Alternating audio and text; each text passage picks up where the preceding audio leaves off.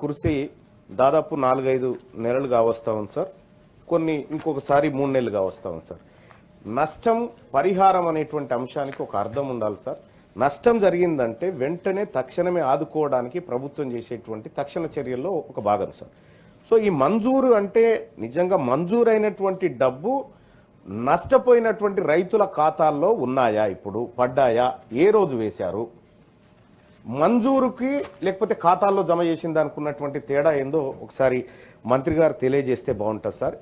ఇక రెండో అంశం ఏంటంటే సార్, ఆగస్టు 11వ తేదీ నుంచి సెప్టెంబర్ మొదటి వారంలో సంబంధించిన భారీ వర్షాలకు సంబంధించిన జిల్లా వారి పంట నష్ట వివరాలని చెప్పి ప్రభుత్వం చెప్పింది సార్. జనగామ జిల్లాలో 24 ఎకరాలు పంట నష్టం జరిగింది. కరీంనగర్ జిల్లాలో 1 ఎకరం పంట నష్టం జరిగింది సార్, ప్రభుత్వం చెప్పినటువంటి మాట. అలాగే నల్గొండ జిల్లాలో 10 ఎకరాలు నష్టపోయింది. రంగారెడ్డి జిల్లాలో 14 ఎకరాలు నష్టపోయింది సార్. అలాగే అక్టోబర్ 28-31 మధ్య జోగులాంబ గద్వాల జిల్లాలో 12 ఎకరాల పంట నష్టం జరిగిందని ప్రభుత్వం చెప్తా ఉంది సార్. మేడ్చల్ మల్కాజ్గిరి జిల్లాలో 7.75 ఎకరాలు నష్టం జరిగినట్టుగా చెప్తా ఉంది సార్. సార్ ఈ 1 ఎకరం కరీంనగర్ జిల్లాలో ఆ రైతు నష్టపోయిన 1 ఎకరం పేరేంది, ఆ రైతు పేరేంది, అసలు ఎట్లా తయారు చేసిరు ఈ నివేదిక?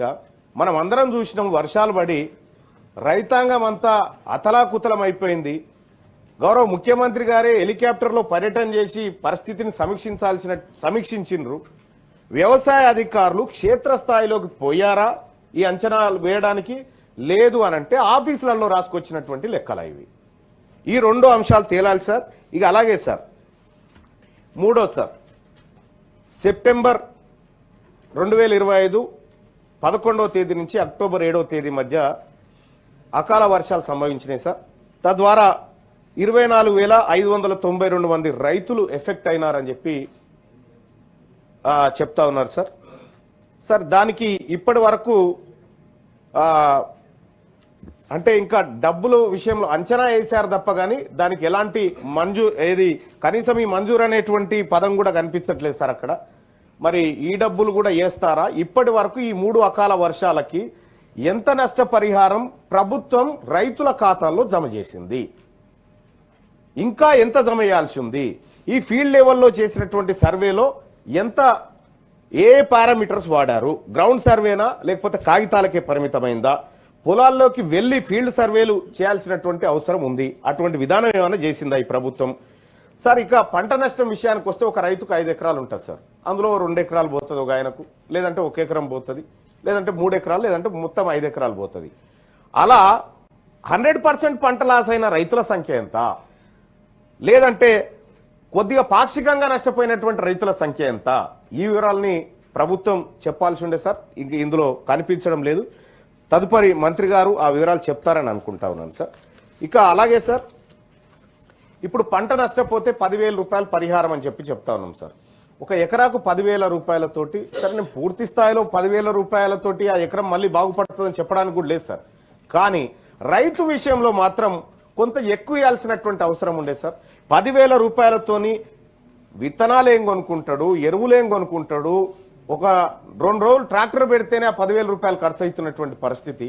సో మరి రైతుకు పెట్టుబడి కింద ఈ 10,000 రూపాయలు సరిపోతాయా? లేకపోతే రాష్ట్ర ప్రభుత్వం ఎన్నో ఖర్చులు చేస్తా ఉన్నారు సార్, మనం ఎన్నెన్నో ఖర్చులు చేస్తా ఉన్నాం. రైతుల విషయంలో కొద్దిగా ఎక్కువ ఖర్చు చేయడం వల్ల వచ్చే నష్టం ఏం లేదు. రైతు ఎందుకంటే తెలంగాణ రాష్ట్రం 60% వ్యవసాయ ఆధారిత రాష్ట్రం సార్. 60% వ్యవసాయ ఆధారిత రాష్ట్రంలో రైతుల సంక్షేమానికి రాష్ట్ర ప్రభుత్వం రాజీ పడకుండా నిధులు ఖర్చు చేయాల్సినటువంటి అవసరం ఉంది సార్. సో మరి ఇప్పుడు ఎకరాకు ఎంత సరిపోతుంది సార్? ఎన్ని విత్తనాల విషయంలో పంట నష్టం జరిగినటువంటి రైతులకు ఏమైనా ప్రత్యేక సబ్సిడీలు ఇస్తా ఉన్నారా?